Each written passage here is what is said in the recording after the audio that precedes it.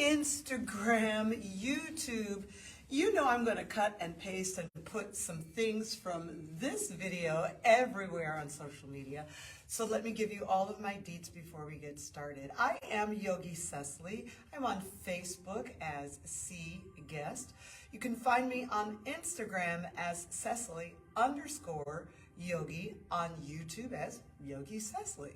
If you like the workouts, if you like the social media, if you like what I give you here, please subscribe, click all of the likes, leave a comment if you like this video and if you want more tutorials from me, more shorts.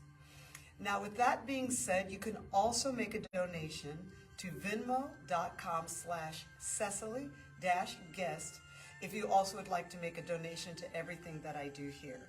My website is www.cecilysyogaretreats.com, so you can also go there and see everything that I do.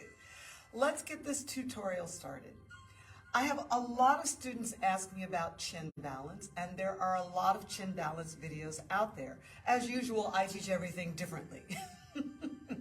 So the first thing is I'm going to give you some warm-ups and give you some things without equipment so that you can practice your chin balance anywhere at any time. No wall, no blocks, no strap. Let's get started. Chin balance is basically a back bending posture, and it comes out of chaturanga. So if you just want to have a little warm up for it, you have to get some mobility out of your lumbar and upper back. And so, oh God, this feels so good. You see me kind of arcing and curling, and you also see the ribs dropping. So these could be hip circles. You could think of them as hip circles, body circles, something like that. All right, you will need to be able to arch your back. People who arch their backs easily actually have trouble with some of the strength components. People who are strong in their arms sometimes have trouble with the back bending component. So that'll warm up your lumbar and your upper back articulation. Next up are some chin push-ups. These are the elbow squeeze in just like chaturanga, and I tap my chin down and up. So this is really super important. You see the chin and the chest, yes, tapping down.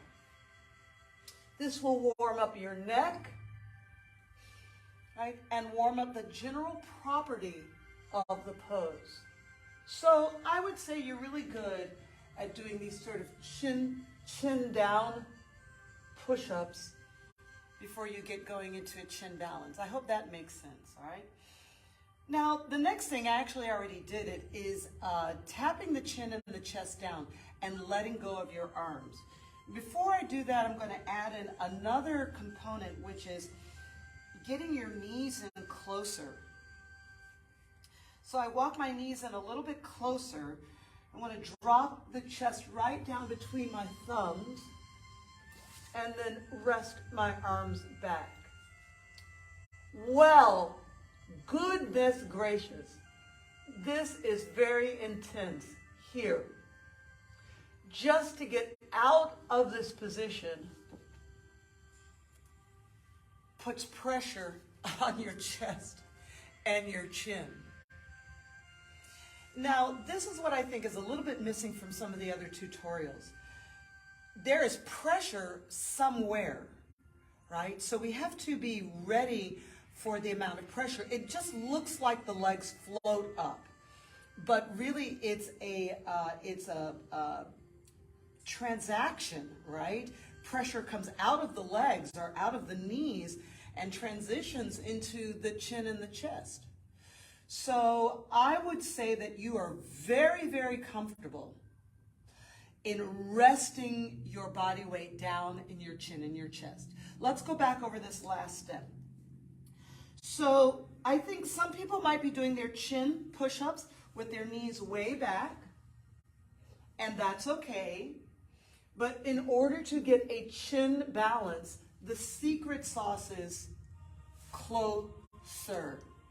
Now you're really feeling articulation in the neck and the spine. So closer. Right? If you're having trouble getting your knees in closer and getting your chin and your chest down and then staying in this position, I don't know, 30 seconds. Look how the tailbone is up. Yes, look at the crease at the hip flexor and all of the space under my belly.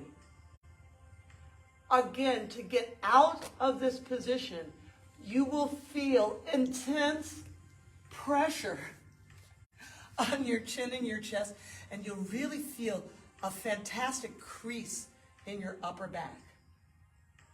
This is quite necessary for the pose. Again, if you're a back bender, you might not feel anything. You might just go bloop right down, and so your problem is going to be something else, right? If you're strong in your upper body, yes, but not a back bender, right? You're going to get this really kind of open position. But the problem is here you won't be able to get your legs up. Okay? So let's do one other exercise with no blocks, no nothing like that, just to get the components and drill yourself into it. I know everybody just wants to go right to the tips. But let's go over the steps. You'll be dropped down on your chin and chest, so you're going to be down there.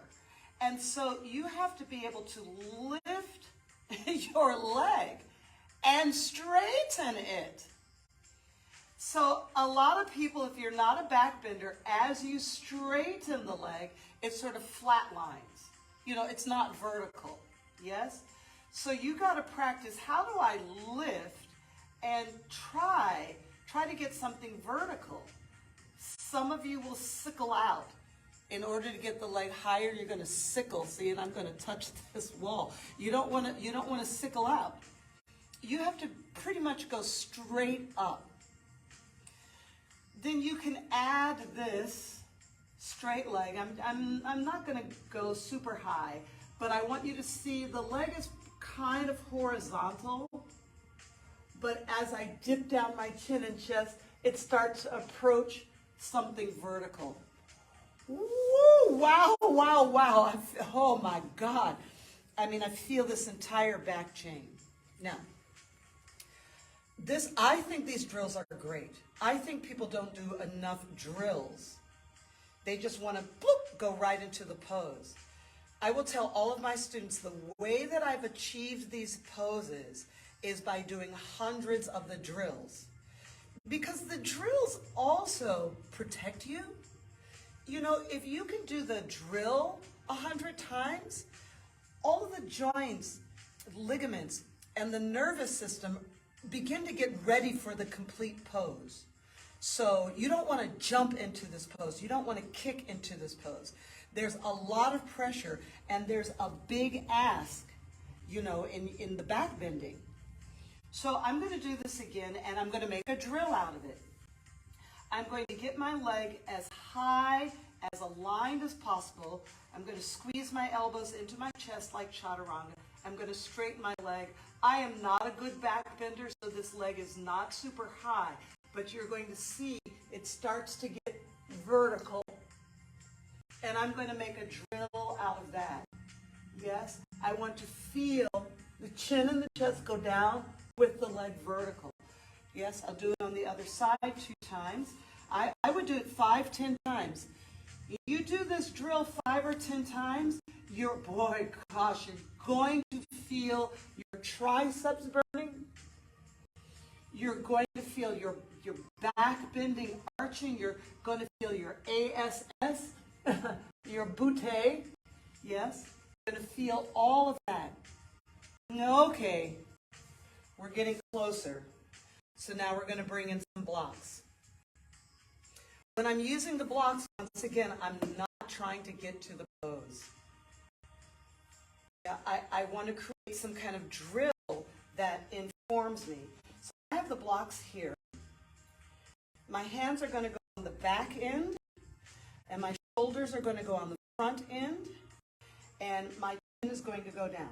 And yes, as I saw in another video, can your face go down? Yes, your nose and your face can go down. If you do that, you know, I recommend you to put a towel down. Put something down so your face is a place to mush into. Because that's what's going to happen. All right, now it's just like we did before. It's just like our little push-ups. Now, look, you've got to get your knees, what? Closer. These things don't work out here. You can see it, and this is why people try to kick. So if you get here really, really nice and close and cute, then bring your shoulders to the front edge. Yes? Now I'm just going to put my face in the towel so I can talk to you. And walk closer.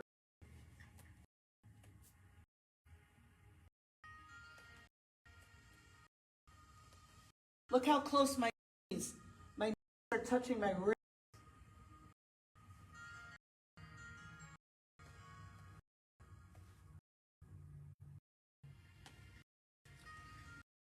That's the property.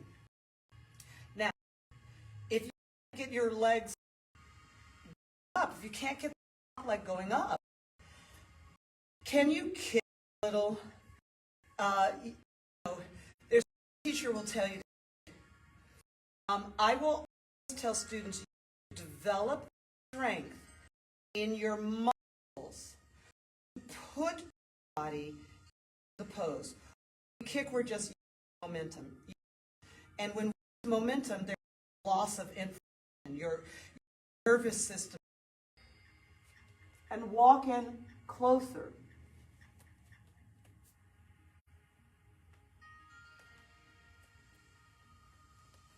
Look how close my knees are touching my wrists.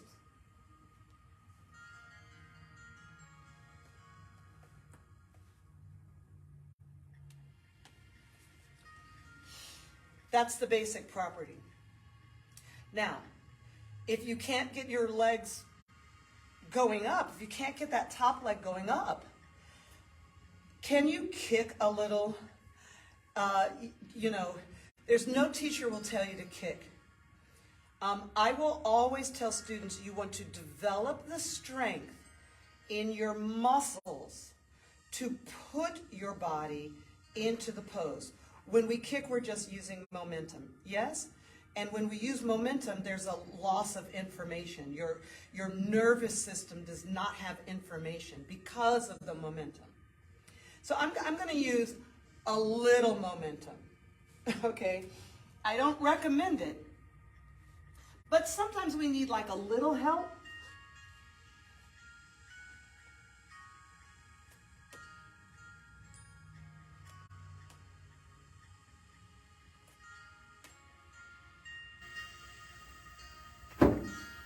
See, accidents happen. Accidents happen when you jump. So that's about the most jump I like to see. And you notice, again, I'm not trying to get to the pose. I'm just trying to do this jump in a repeated, meditative way that I can count on the rhythm of it. And so to this regard, setting up a rhythm is a little bit different than momentum, pure momentum. There is some momentum in a rhythm, yes, but it also has a nice controlled rebound.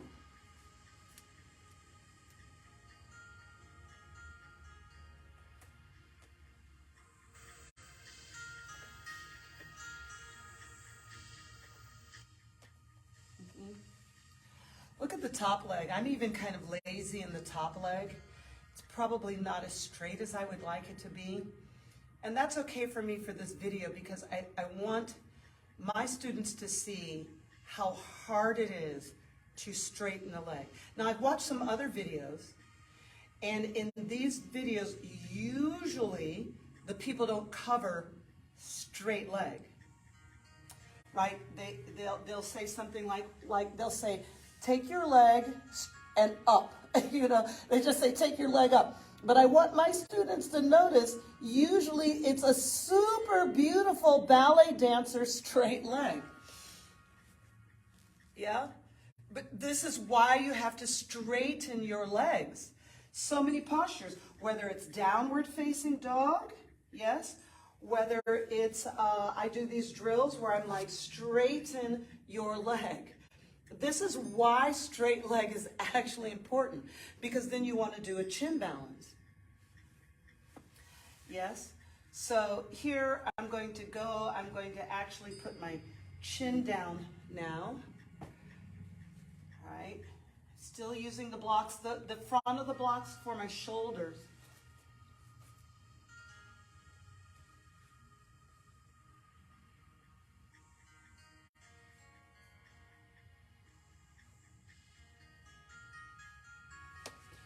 Now, sweeties, that's what you want. You've got to control every little element. I know, we just want the pose. I just want to kick up and, no. No, you don't want the pose. Right? One day. I hope that analogy makes sense for you. Chin balance is a very expensive pose. It's not a, you know, it's not like buying lunch, okay? You're buying the restaurant, the whole thing, okay? So that is showing you with blocks how it can go. And you see how I'm leaving one knee bent. All right.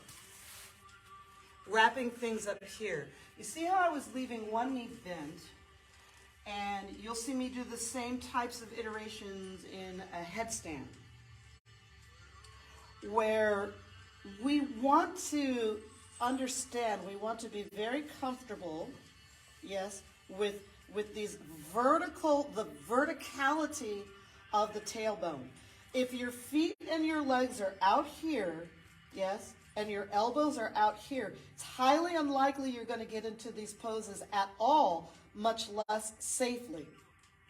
So the first thing I do is cinch in. Everything must cinch in. And you will notice that my knees are right next to my elbows. This is the achievement. The inversion, the headstand is not the achievement. The achievement is the closeness of the legs to the elbows, the cinching in. And you will see me do the same types of work where one knee is bent and one leg is super straight. And I will focus on what the straight leg is doing. Okay? I hope that makes sense for you all. Yoga is about concentration. Yes?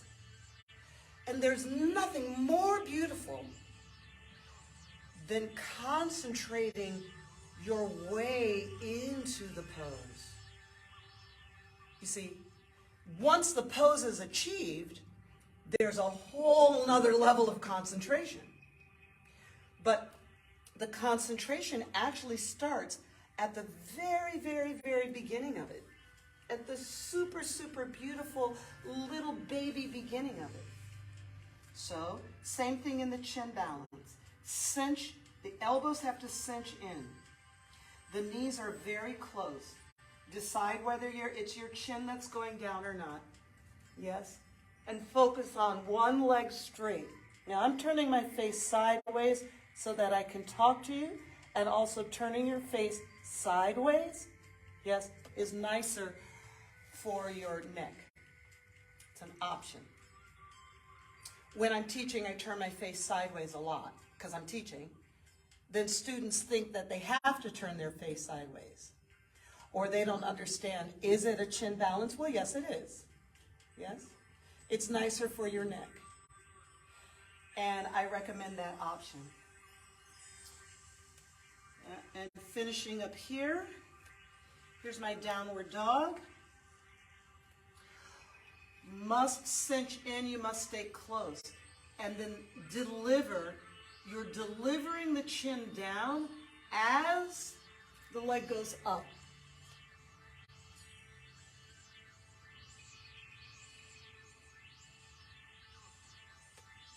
push back, and go directly back to downward dog.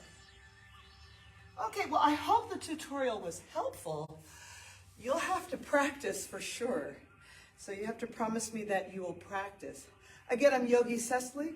Please be sure to subscribe and follow. On Instagram, it's Cecily_Yogi, yes. Venmo.com/Cecily-guest. I'll put all of that in the comments. And then, of course, you can go to my website, Cecily'sYogaRetreats.com. I've got online sessions, online classes, and an upcoming yoga retreat. I hope to see you there, right? Press palms together. Namaste.